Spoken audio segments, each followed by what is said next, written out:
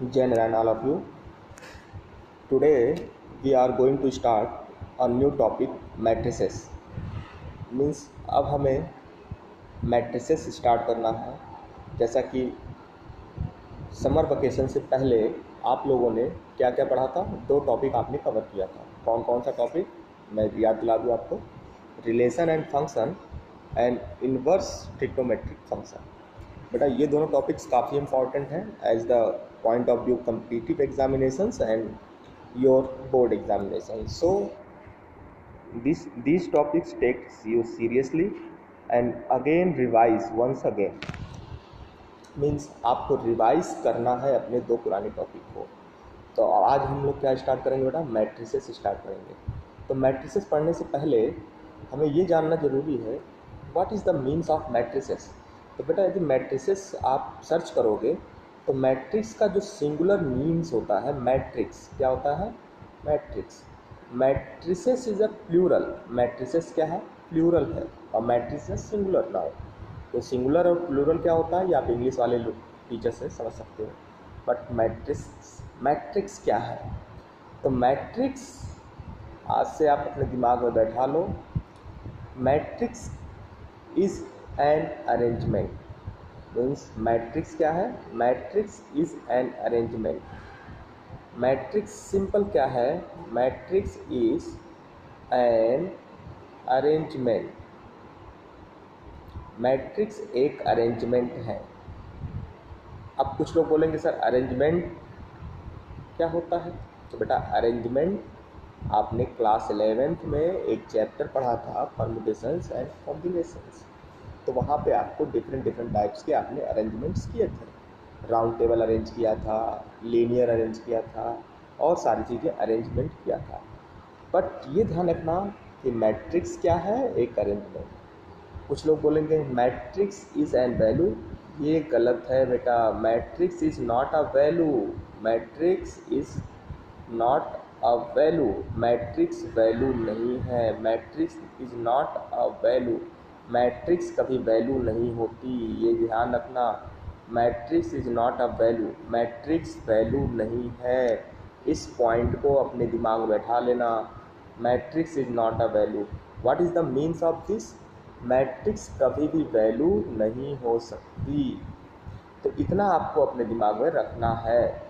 तो क्लियर हो गया बेटा? Matrix is an arrangement, matrix is not a value. अब बोलोगे सर रियल लाइफ में इसका क्या यूज है? तो रियल लाइफ में इसके बहुत यूज है बेटा, बहुत ही ज़्यादा यूज है रियल लाइफ में।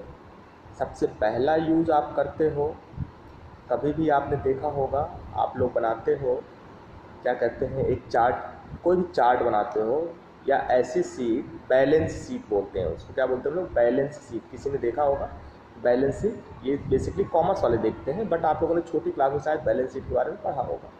बैलेंस सीट बनाते हैं। और इसका यदि आप कंप्यूटर पढ़ रहे हो तो इसका एक एग्जांपल मैं आपको जस्ट आसान से बता दूँ, एक्सेल सीट।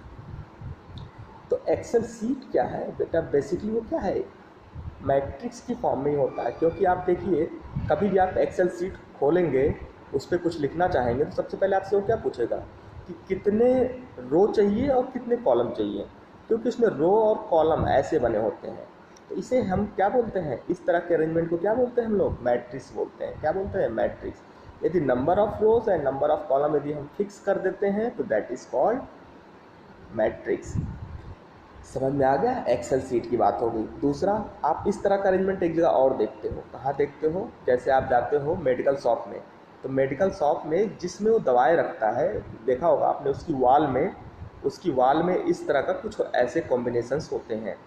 तो इसको भी हम एक तरह से मैट्रिक्स का ही छोटा फॉर्म समझ सकते हैं कि अपनी सारी चीज़ों को अरेंज वे में रखने के लिए उसने इस तरह का बॉक्स बनाया है। इस तरीके के बॉक्स उसने बनाए हैं। तो ये आपको मेडिकल शॉप में मिलेगा। और दूसरा आपको कहाँ मिलेगा? परचून की दुकान पे मिलेगा। कहाँ मिलेगा? परचून की दुकान। परचून की दुकान जानते हो सब लोग बेटा? किराना स्टोर। किराना स्टोर, तो वहाँ पे जाओगे, वहाँ भी कुछ ऐसे अरेंजमेंट आपको उसकी वॉल पे मिलेगा। ये तो हो गया बेसिकली एक रफ यूज हो गया, बट इसका मैथमेटिकल यूज आपको मैंने बता दिया। एक्सेल सीट में सबसे ज़्यादा होता है। दूसरी चीज़, जब आप कंप्यूटर में आगे बढ़ोगे या कंप्यूटर साइंस में कभी इंजीनियरिंग करोगे, कभी भी आप आगे बढ़ोगे, एडवांस कोर्सेज में जाओगे, तो आपको मिलेगा, एक कोर्स मिलता है डाटाबेस मैनेजमेंट। तो डाटाबेस मैनेजमेंट ही कंप्यूटर का भाई है। आज के टाइम पे सबसे ज़्यादा प्रॉब्लम्स क्या है? डाटा को अरेंज करना, डाटा को अरेंज करना। और आप जानते ही हो मैट्रिक्स क्या है बेटा? अरेंजमेंट है। तो डाटा अरेंज करने के लिए ही हम मैट्रिक्स का यूज करते हैं। कि हम मैट्रिक्स का यूज कैसे करेंगे, मैट्रिक्स का यूज कैसे करेंगे, अपने डाटा को कैसे प्रॉपर वे में मैनिपुलेट करें, जैसा कि प्रेजेंट टाइम में ये हम लोग कर रहे हैं। गूगल ड्राइव में कोई बना के रख रहा है, कोई कहीं रख रहा है, तो ये सारी चीज़, कोई गूगल फॉर्म बना रहा है, उसको एक्सेल सीट में करके रख रहा है, तो यही अरेंजमेंट ही मैट्रिक्स है बेटा। तो मैट्रिक्स का सबसे ज़्यादा यूज है बेटा, ये ध्यान रखना। इस कंप्यूटर टेक्नोलॉजी में मैट्रिक्स का बहुत यूज है। बिल्कुल समझ में आ गया what is the use of matrix, what is the definition of matrix. तो एक डेफिनेशन मैंने बता दिया, matrix is an arrangement, matrix is an arrangement and matrix is not a value. अब सेकंड देखो, सेकंड पॉइंट देख लो इसमें। आप समझते चलो, अपनी कॉपी में नोट करते चलो बेटा। देखो, अब यदि हम नोट करने के लिए बताएंगे, मैं आपको नोट्स तो दे दूँगा, लेकिन नोट्स में भी शायद ये चीज़ें आपको ना मिले, तो आप लोग अपनी कॉपी में खुद से नोट करते रहो। मैट्रिसेस, मैट्रिसेस में है, मैट्रिसेस में है। अब मैट्रिसेस में कुछ होगा ना, जो आपने बॉक्सेस देखे उसमें कुछ रखा होता है ना, वही चीज़ मैट्रिसेस में है real, complex,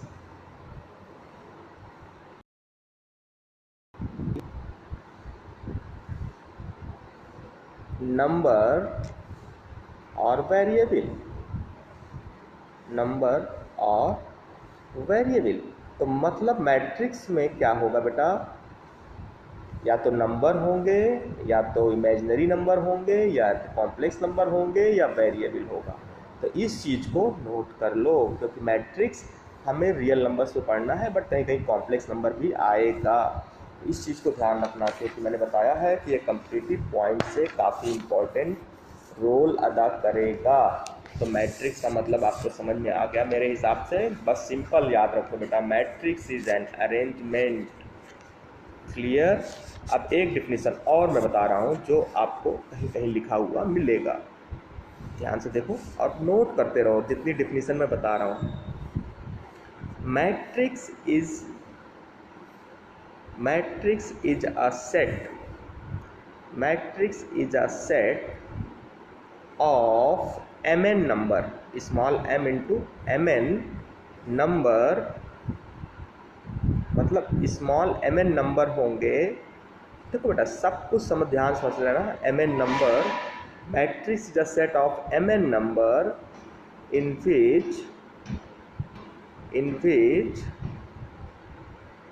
m horizontal row, m horizontal row मतलब horizontal row, horizontal row, m horizontal row and n vertical column, n vertical column.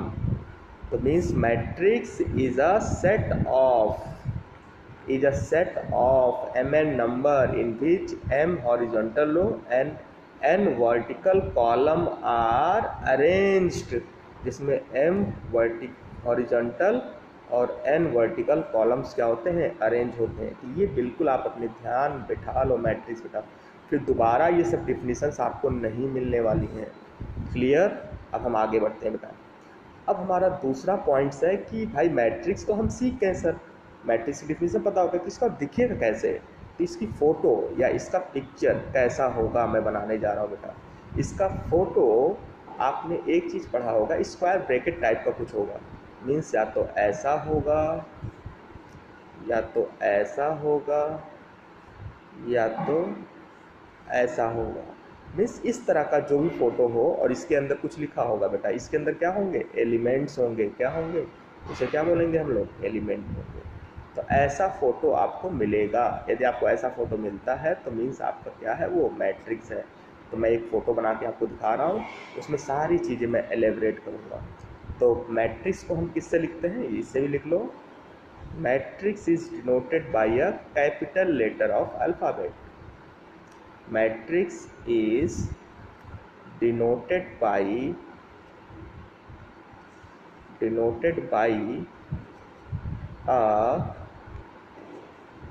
a capital letter of alphabet, capital letter of alphabet से हम denote करते हैं। Matrix को हम किससे denote करते हैं, alphabet, capital letter of alphabet से। तो मीन्स यदि मैट्रिक्स को आपको डिनोट करना है तो हम उससे क्या लिखते हैं, capital A equal to this. अब देखिए मैं फ़ोटो बना दूँ इसका आपको, एक अच्छा सा फ़ोटो, सब लोग समझ लो इसको अच्छे से। ए इज इक्वल टू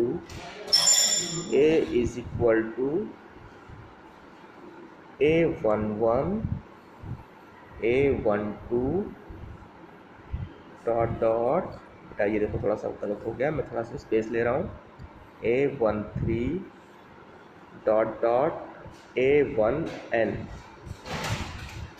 ये आपका हो गया। इसी तरह से दूसरा फोटो देखो A21, ये कैसे लिख रहे हैं इसका भी मैं डिस्कशन अभी करूँगा थोड़ी देर में।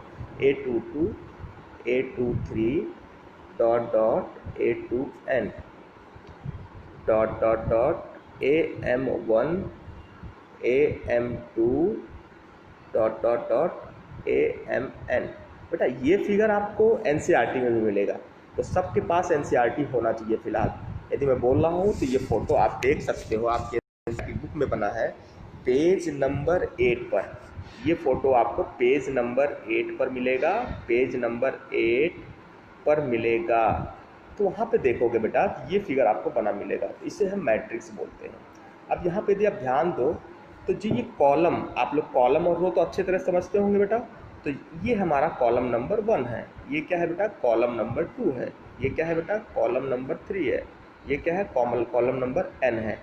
इसी तरह से row, this is row number 1, this is row number 2, this is dot dot row number m। तो आपका ये रो नंबर 1 है, रो नंबर 2 है, रो नंबर m है।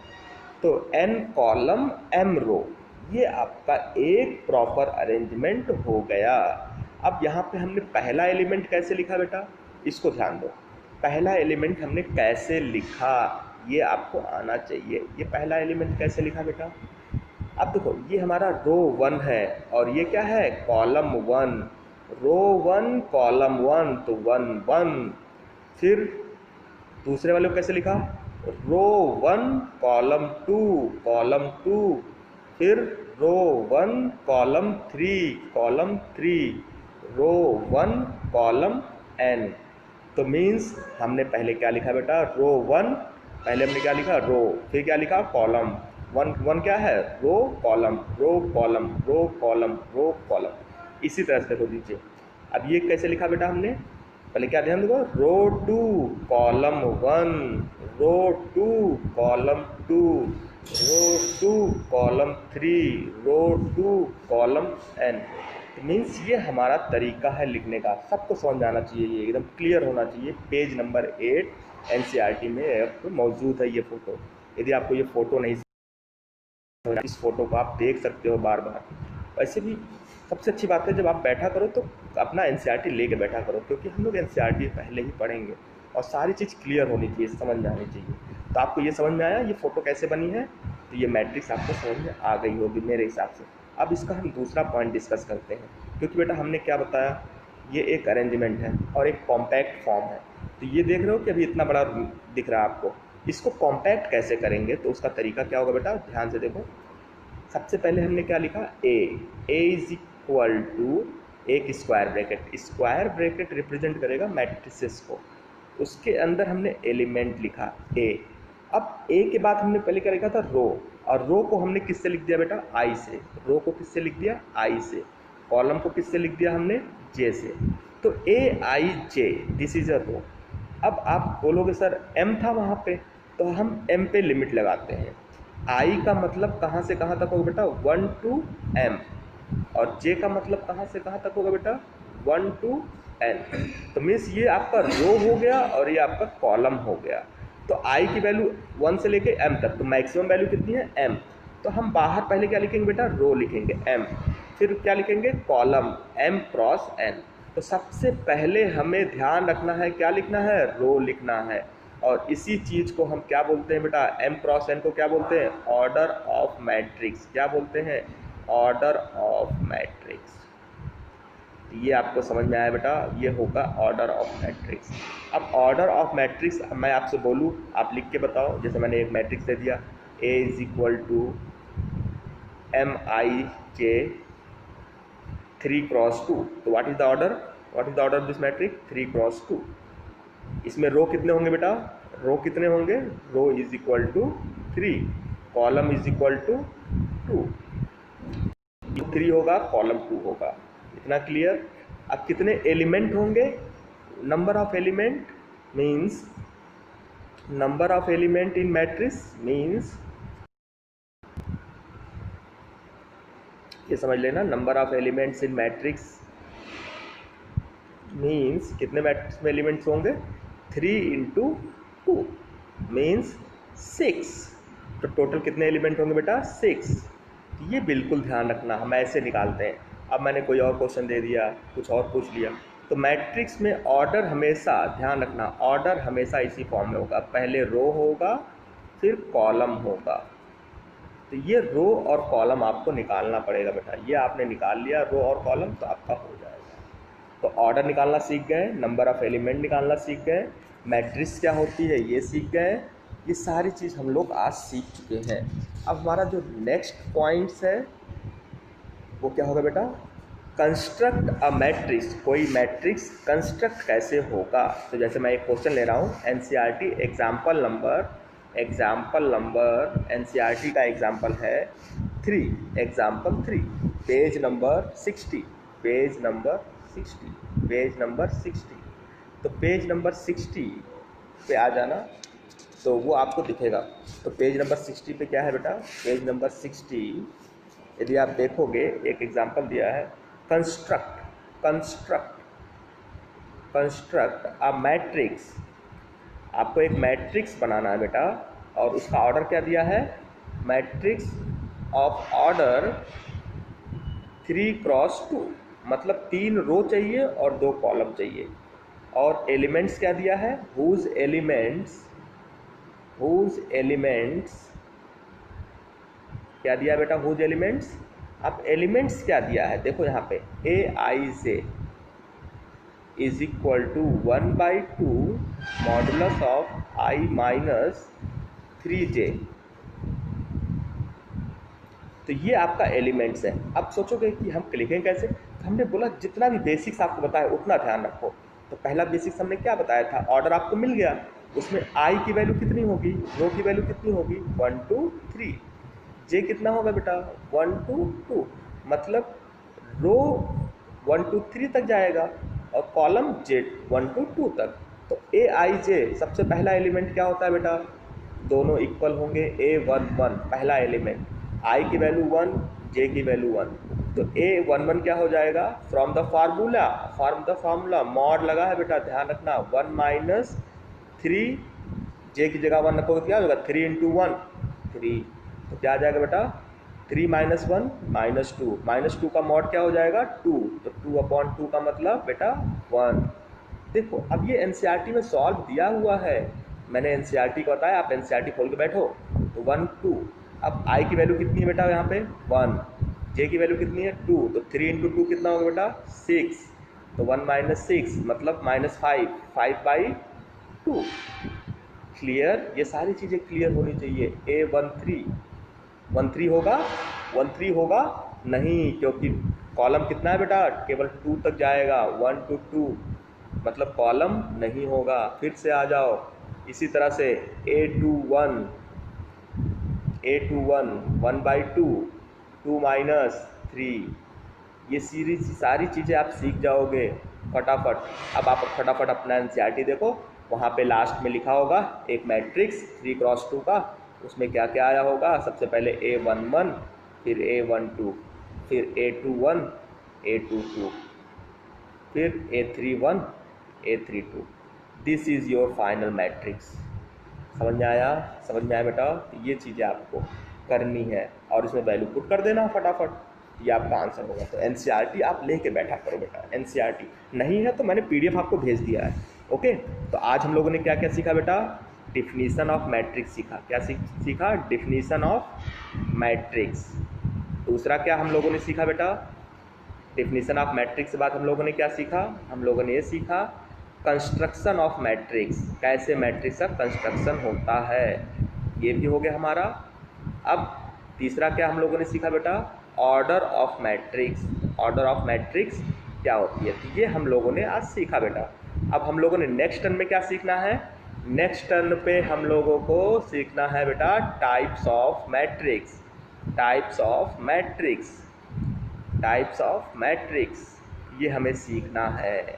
तो इसे हमें सीखना है नेक्स्ट टर्न पे। Okay, thank you once again, जय Narayan all of you. Next turn पे जरूर मिलेंगे, क्योंकि जिसका भी टाइप्स ऑफ मैट्रिक्स छूट गया ना बेटा, उसका मैट्रिक्स छूट गया, क्योंकि यही हमारा इंपॉर्टेंट, अभी तक उसे हमने डिफिनेशन पढ़ा है। ओके बेटा, थैंक यू एवरीवन, जय नारायण वंस अगेन। ओके।